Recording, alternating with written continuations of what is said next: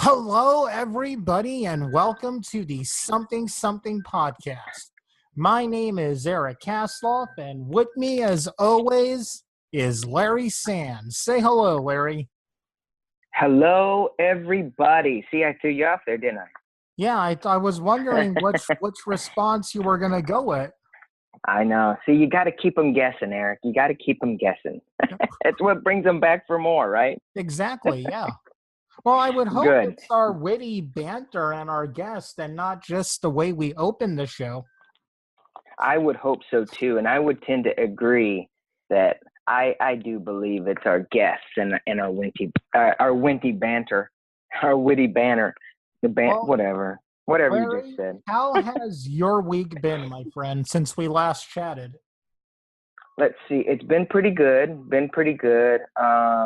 Let's see. The last time we spoke, I'm still shooting my Christian film. I got a couple of days left on that, and we did kind of talk about how the recasting process and just production in general, right? I forget. I think we did, but we didn't recast. We stayed with our character, our actor that we cast because I figured it would be a little bit more difficult in schedule. So yeah, but it's the same old, working, making everything happen. So how have you been? I have been doing pretty good. Busy, if you notice the stuff that's on the channel right now.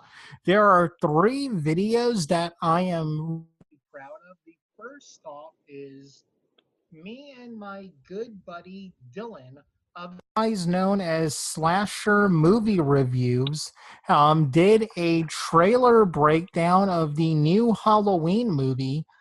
We had a blast doing it. I'll link Dylan's channel down below. He's pretty much the third host to me, right, Larry? He's been on more times than anyone else. And he's just such a great guy. And I always enjoy talking horror movies with him. And, we got to do another episode where me and him talk about horror and you talk about Hallmark movies. I love it, man. Yes, we do. The short answer is yes, we do. I also have up an unboxing video of the Sleeper Special Edition Blu-ray. Very cool. And now, what is a sleeper for people that is a throwback 1980s style horror movie? It's very much in the vein of Black Christmas and other movies, and it looks like it was shot in the 80s. It has film grain and all that awesome stuff.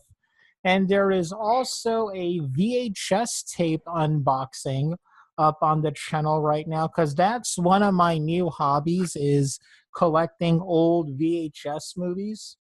So yeah, 3 videos up on the channel right now that you can watch after you check out the podcast.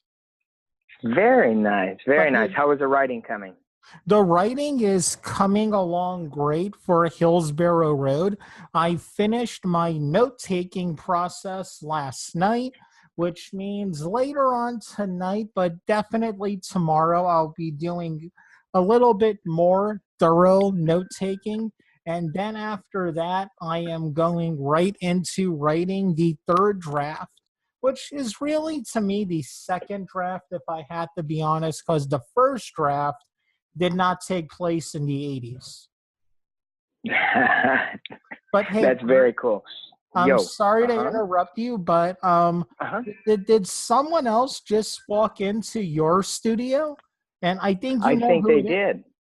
I think they did. Hey, Segway Sam, how are you doing? Hey, Eric and Larry, how are you? My name is Segway Sam. I am here to introduce the next guest. So I hear you guys were talking about writing, and obviously this week we have 2 very talented writers. 2, I say, but we're missing a 3rd, but she's not able to join us this week. I'd like to introduce Nicole and Claudine to the show. How's Hi, it ladies. going, How are you? Hi, I'm good. How are you? And how's everyone doing? Larry, Good. Welcome to the show. Larry, I Thank just you. realized I've never Thank seen you for having us. I've never seen you and Absolutely. Segway Sam in the same room together. You know, actually, that's a funny story. Something happened on the way to the forum, All but right. I'll save that to the next show. Okay. So, Claudine and Nicole, Yes. you are authors. We correct? are. Yes, we are. And yes. and you look like you guys have a great little book. I call it a little book because it's so cute. It's called Where the Socks Go. And That's it. answers That's the one. and and it answers a big question of where the socks go, because everybody loses a sock, right? Yes, that's absolutely right. It's a very common problem. But see, here's it. I know people listen to this and just tuning in. It may sound like it's a big graphic novel, and it's a big, long, giant. Because we all know how socks can get lost and how much we lose socks. But one of the best things about this is it's a kid's book. Yes, it is.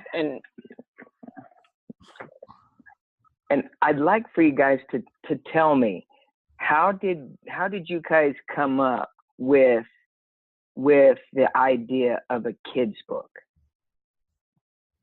We came up with the idea of a kid's book surrounded around this universal problem because we were actually on the phone folding clothes.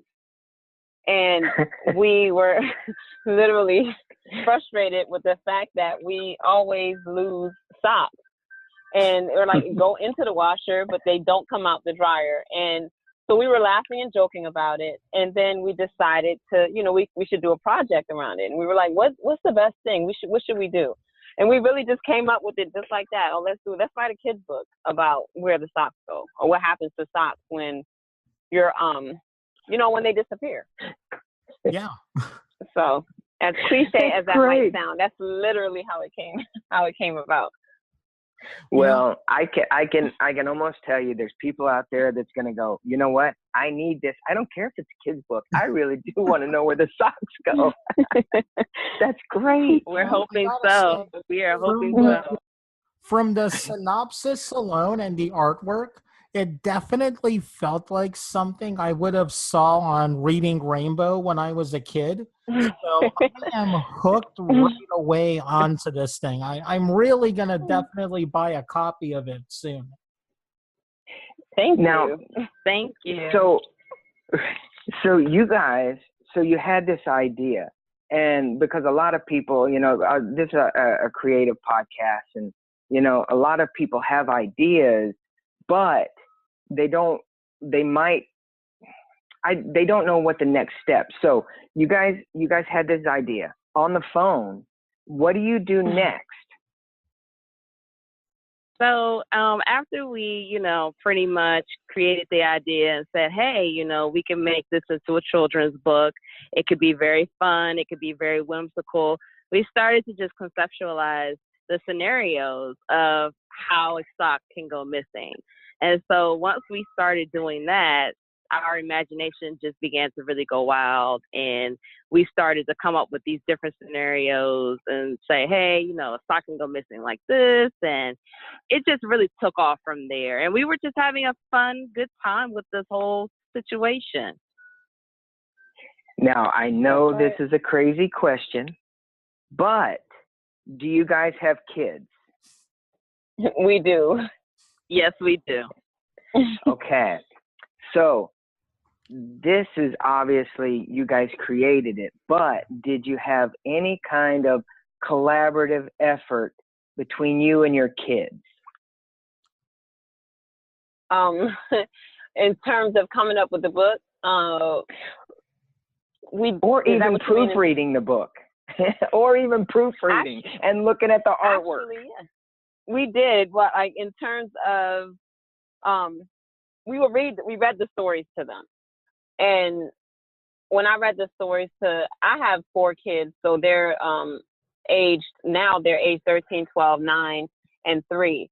and all of them equally loved the book.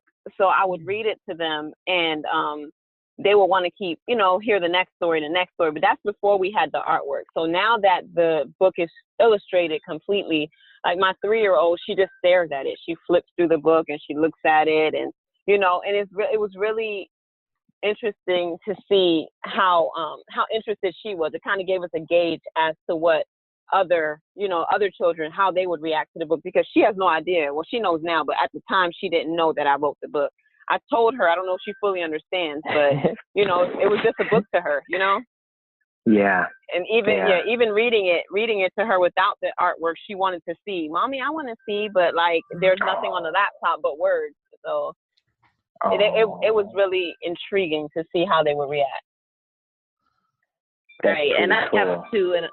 have a 5-year-old, and we didn't use help to ask them to help us with the book, but it was like the same thing Claudine just spoke about. It was really about having their input at the end and seeing their excitement about the project that really just made us feel good and made us feel like we had a winner. That's very cool. Because now I'm a dad myself, and just looking at the pictures on your website, which by the way, we'll have a link in the description. But yes, but when you go to the website and I'm looking at these pictures, it takes me back to when I went into the bookstore with my daughter, and we would sit and read and look at books, and she would pick out the books with this type of artwork, and ladies, Nicole and Claudine, I tell you, you guys are super fantastic, and I congratulate you just on putting everything together first and foremost. And obviously we're not done with the interview, but I just want to let you know how awesome I think you guys are for doing this. So thank you so much. Fun. You're welcome. You're welcome. Do either of you guys have any training as writers? Like, did you study English in school or have a passion for writing before you wrote this book? So this is Nicole. I am not trained in writing or anything like that. We are both teachers. However, we did not study writing in college or do anything like that. It was just something that we were both passionate about and just naturally gifted in. So that was just really a blessing for us. That's cool. Now, actually, Nicole, and actually, well, go ahead, and Claudine, and I'm going to hold my question until Claudine. Go for it. Sorry. Yeah. You're fine. So I didn't have any training in writing either. Writing has always been a passion for me. I've always written since I was little. I didn't realize it was, a passion or something that I would want to do career-wise until I was in my 20s. And honestly, like my dad's a writer and my grandfather was a writer. And it's kind of like I always say, a writer by blood. So it's just something that's innately in me. It's not something that I went to school for. I am in school now for screenwriting and screen and TV writing. However, that's just something that I want to learn for myself, as opposed to teach me, how to be a writer. I just want to. That's something I want to delve into. So that's why I'm taking those courses. Very cool. Very cool. Now, Claudine. Go ahead. So tell us what the story of the book is. Does it focus on one kid and their adventure trying to find the sock? Or is it like a much bigger world kind of a thing? Is it from the sock's perspective, the kid's perspective, or what?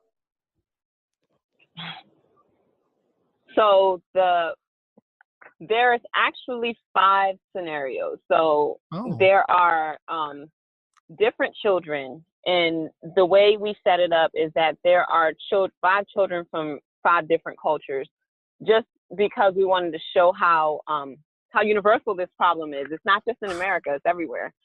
So Yeah. children lose socks. People lose socks everywhere. But in each scenario, there's a theme. Like, for instance, the first one is laundry day, and then the last one is sock monster.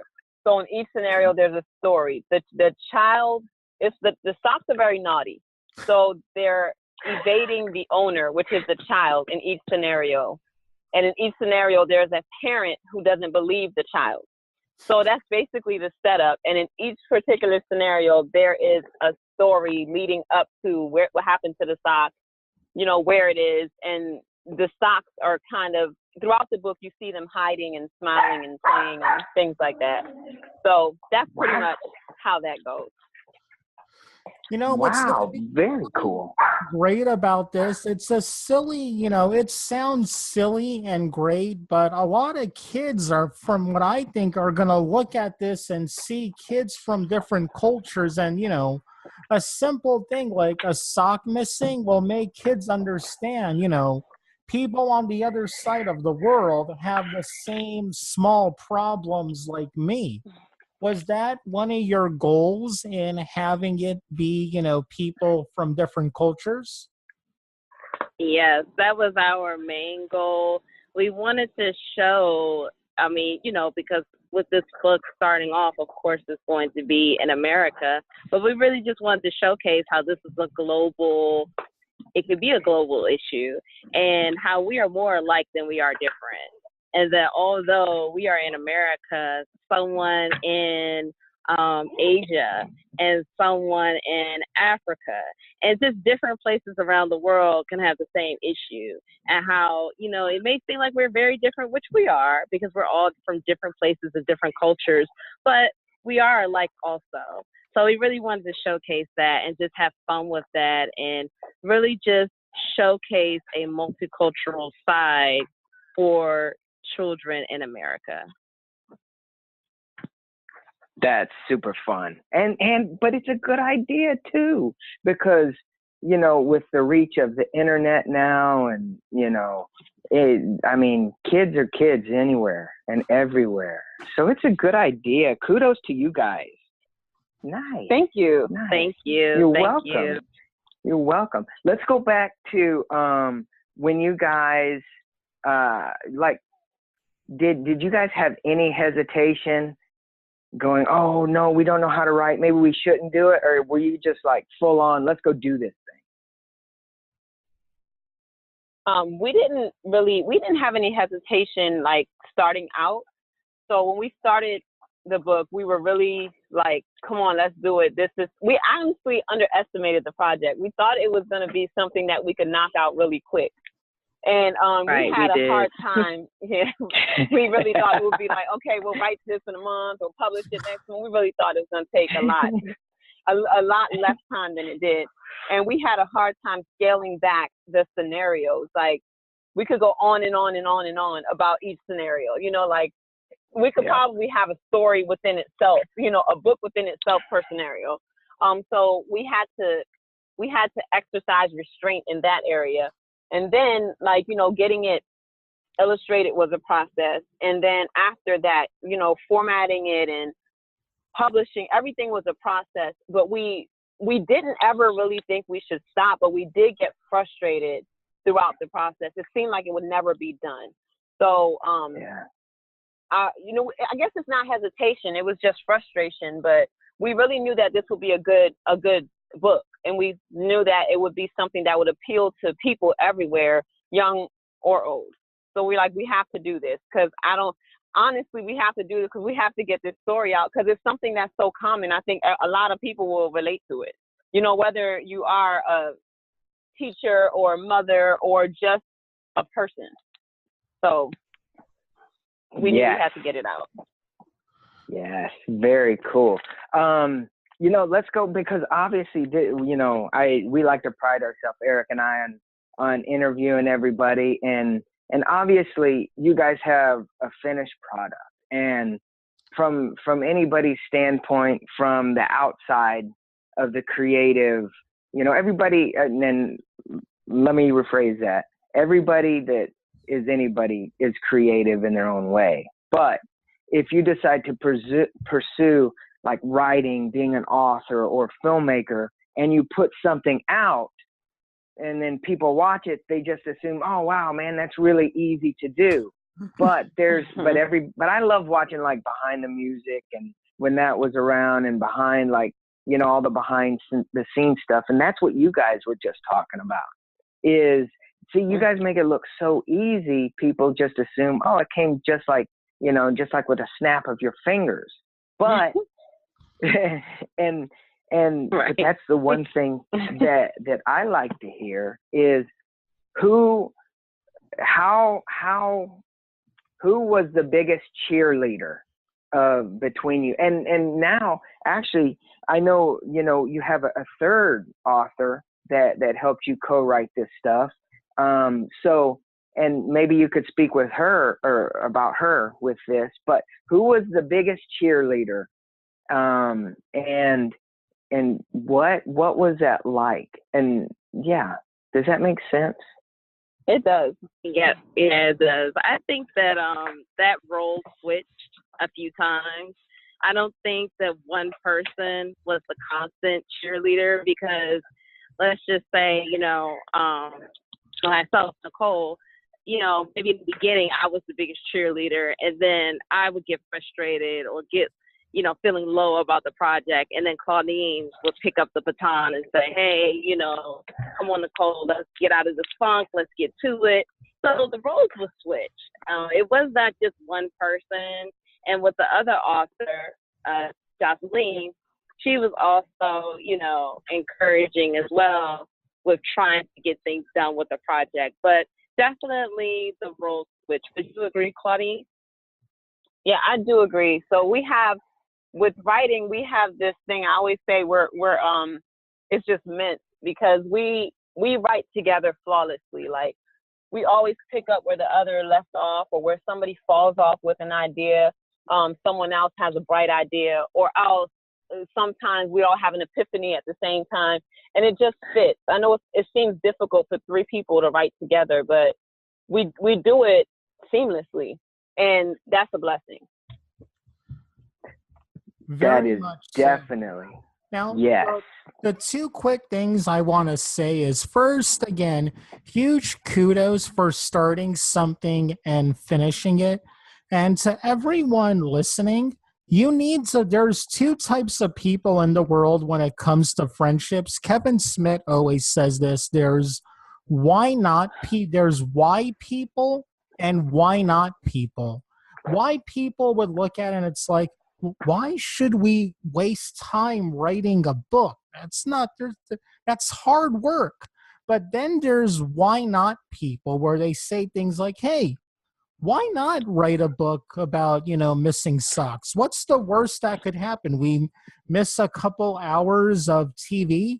And again, kudos to you guys for finding a group of friends that are a core who will always encourage each other. Because again, for one person to always be the cheerleader is impossible. And it's really amazing hearing you, you know, comforting too, hearing how each of you, like you said, took the baton in being the cheerleader for the other person.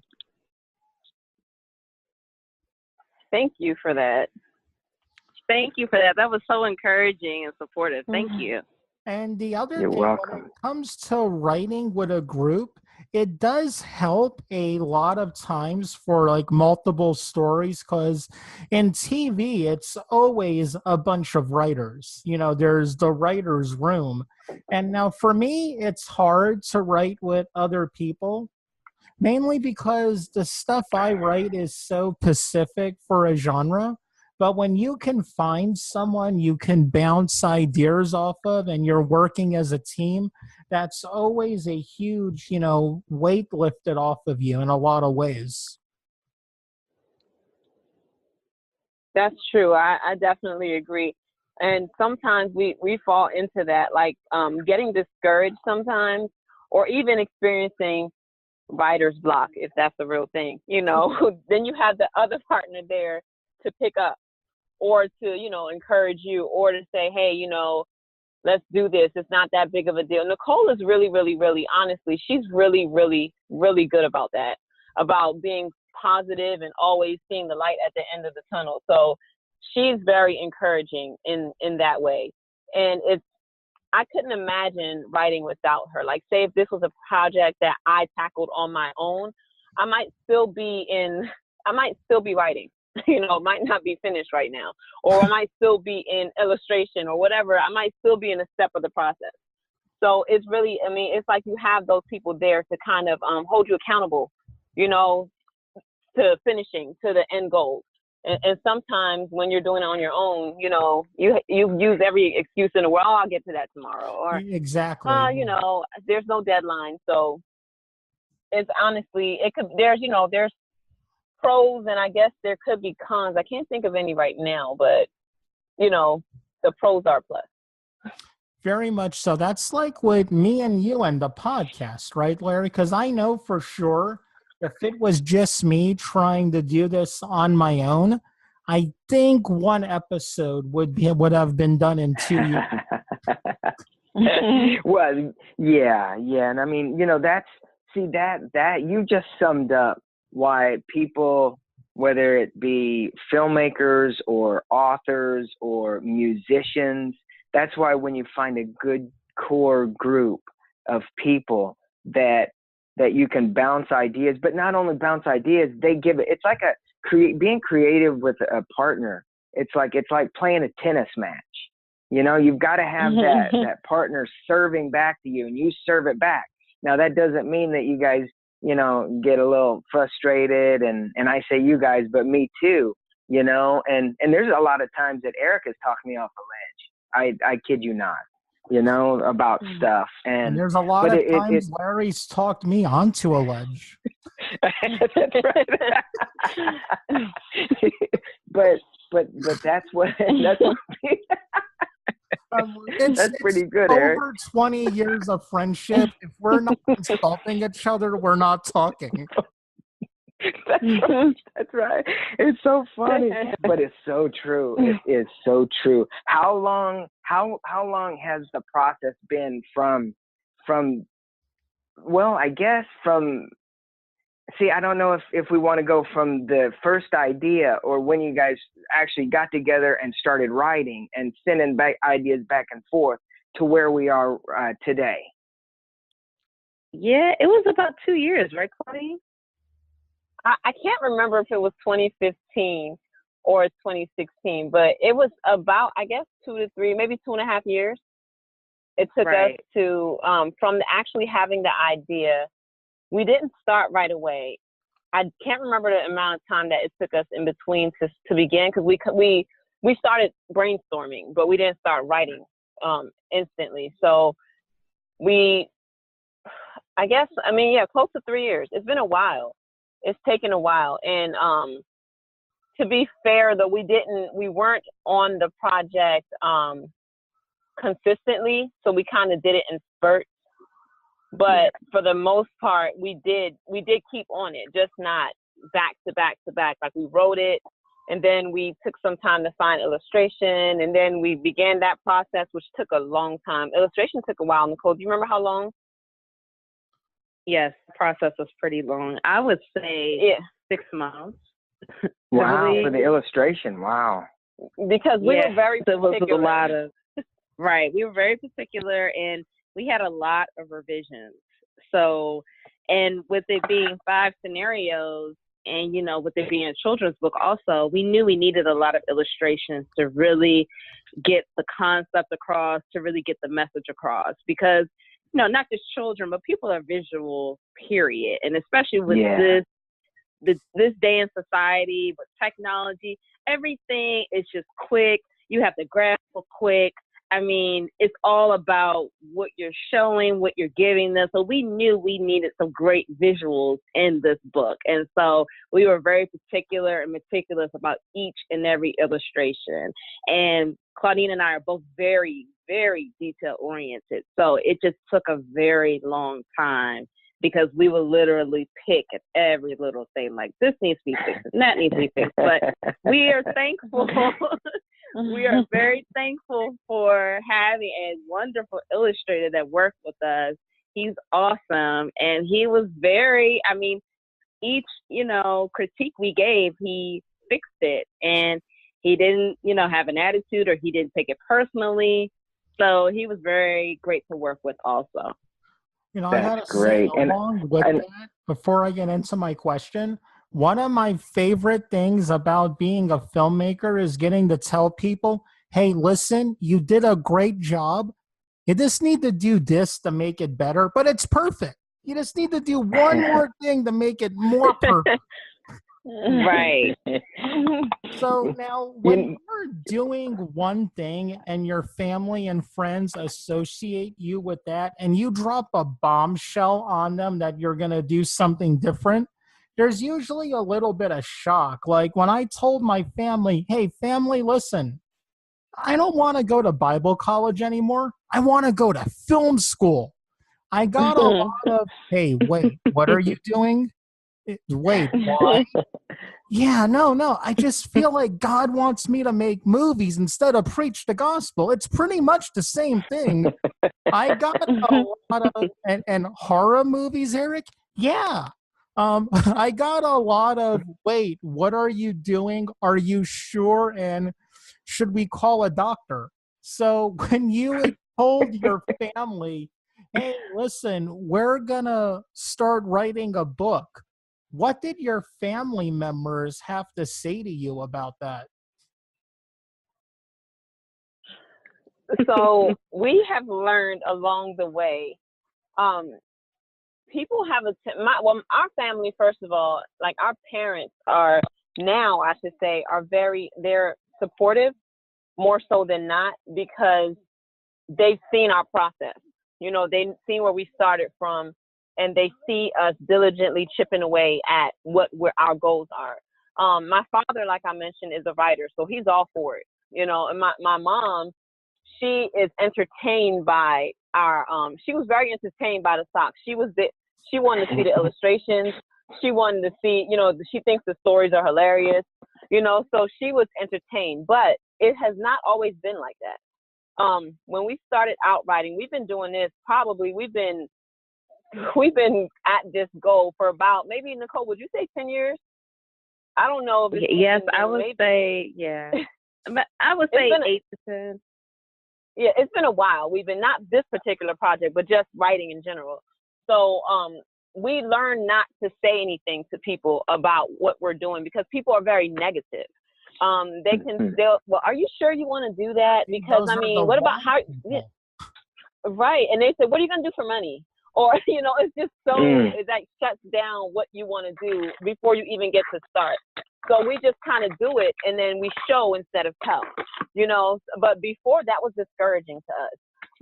Our family would say things like, well, what about teaching? Or, what about, you have children? Or, just kind of throwing the practical world in your face instead of, like you can't be a writer. But then we have to remind them that everything that happens, writers do. Like, you're watching TV, that's writers. You're reading books, that's writers. You're watching movies, those are writers. Like, so why can't we do that? Yeah. But people just don't look at it that way. And we've learned to keep it quiet. We just do what we're doing, and when it comes out, you'll see it. And then they're very proud of you. Like, we had a play that we did recently, last fall, and our parents were front row, proud, clapping, awesome. just but then in the beginning, when we said we were going to do it, they were kind of skeptical. They didn't really shut us down completely, but they were like, oh, well, do you think you can pull this off, and how are you going to fund it? And I guess that's what parents do, but it can be discouraging all the same. Oh, but we're thankful that they're coming up here. Nicole, you can add to that. And it's basically, just keeping it in perspective and just learning not to take it personally.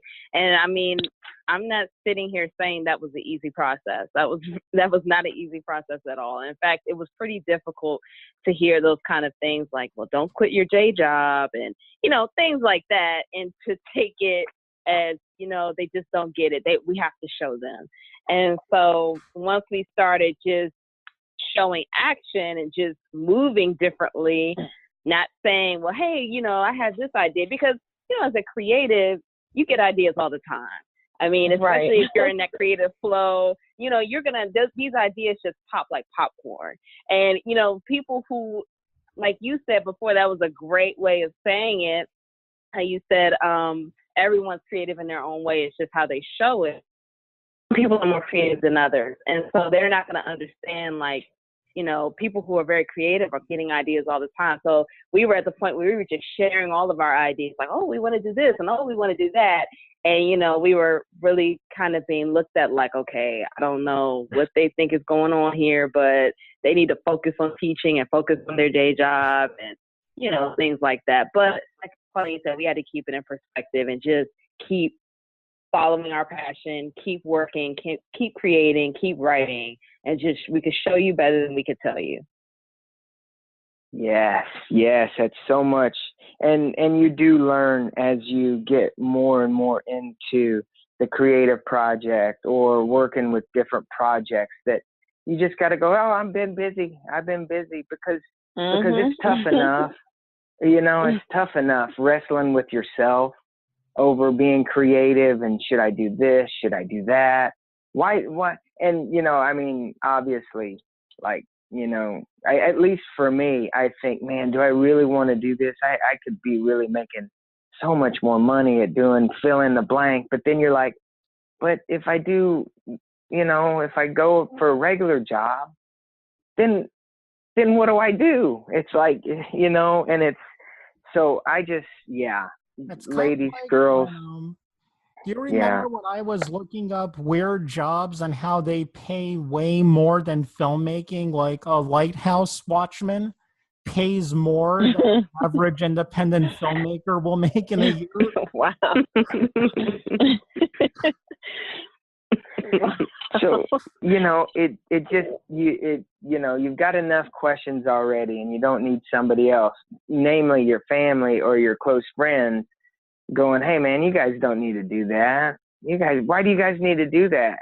And your best reason is because I want to, and that's not good enough for them, and so just once again, I mean, you guys, tough as nails, because I know as an author, it's a process, and you just attested to that. And you guys have the tenacity, I tell you. You guys are really great, fantastic people for sticking with it.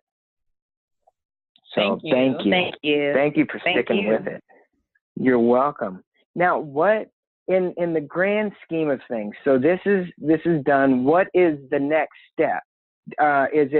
Are you wanting to put it in bookstores? Is it in bookstores? What else do you guys want to do with your sock book? Where the socks are? What do you guys want to do with it?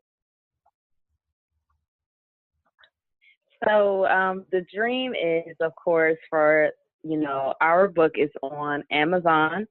You can purchase it on Amazon. Just search Where the Socks Go. Links will be in the description. Also, right. Okay. Thank you. So, okay. And so you can purchase it on Amazon, but we would like to see the book in bookstores. We actually have an upcoming appearance at a local bookstore in our area. We are in the DC area. So the bookstore is in Washington, DC, Upshur Street Books. And we will be there, but we also are going to be reaching out to other bookstores nationwide, because we would love to come and do meet and greet and story time. But the ultimate goal beyond that is for the book to be adapted into a movie. We would love to see this book be adapted to a screenplay, and for everyone to enjoy this whimsical, fun, imaginative book on the big screen. Now, do you see an animated movie like a DreamWorks, Pixar kind of a thing, or a live action movie? We see it as a animated movie, like what you said, a Pixar type of thing. And we think it would really, if you pay attention to the illustrations, how they pop, we think that would really translate well, on the screen, and really grab, like today's movies, animated movies are, for kids, but they're really geared toward adults as well. Yeah, And Yeah. there are probably a lot of little jokes you can make and things like that to get the parents in, because like in each of the scenarios there are parents, and it's funny because the child is pleading with the parent, and all along there are the socks. So there's multiple things happening, to keep everybody's interest. And I think the kids will probably fall in love with the naughty socks because they're everywhere. They're Awesome. like behind curtains or under the bed, behind toys, and they're just doing all types. So the socks have a world of their own, while the kid has a world of his own. And he's thinking he or she is going crazy. And then the parent is like, I'm not having it. So I think it would be something that appeals to everyone, And to see it on the screen is a totally different experience from reading. And reading it is your imagination, but seeing on the screen, it's like your imagination coming to life. Totally, yeah. So, I could totally see this being an animated movie. You got a nice niche sort of a storyline. And again, I mean, they did talking pets, talking toys. Why not talking socks? Right. Man, that is so cool. There's so many. Yeah, there's that was exactly the question that I had. Is it going to be animation or live action? But you guys have already got my if you're looking for a writer, I could help you do some story stuff, because that just brings out like that's like a creative brain sucking idea. That's awesome. That's awesome. Hey, absolutely. Absolutely. Yeah. Need all the help we can get. Absolutely. Exactly. Girl, I got to tell you, I've had a blast, and I just can't thank you enough for coming on the show and sharing not only yourself, but your creativity, and just giving out information to all the creative people out there. My takeaway, there's a couple of takeaways, is you've got an awesome book, by the way, for kids, and they're going to be drawn to it, obviously. But the tenacity, just to go and do what you're drawn to do, because it sounds like you guys want something more, and it's deep inside you, and you guys went for it. So I say thank you guys for following that. Thank you. And again, thank you so much. Thank you so much for spending time on the show with us. Now, I will be linking the website as well as your other social media in the description of this video. Now, big question. I noticed on the webpage you have the option of purchasing the book. I believe it's directly from you or from Amazon, correct? Correct. Okay, I'm going to say this. Purchase the book directly from them, so that way they get all the cash for their hard work. Don't buy it from Amazon. Buy it right from them. Support independent artists, people. Yes. Thank you. Yes. Thank you. Yes. And I tell you what, the moment you guys like get it in the bookstores or have anything else to share that you want to get out to the world, please hit us up. Let us know. We would be happy to bring you back on. Thank you so much. wow, thank you for having us. You're welcome. You're welcome. Thank you guys. So much. Well, everyone, it has been an awesome time. We are again recording our episodes early. So if we didn't mention any tragedies that happen or entertainers who passed away, it's because, it happened before we recorded the episode. Or any good things, Eric. Any good things, not just tragedy. Yeah, good things and good things. Hey, come on, you know the world we live in nowadays, all right? I know, but we got to bring good things to light, too. All right, well, so please, any good things. Have a fantastic and safe week. Bye-bye.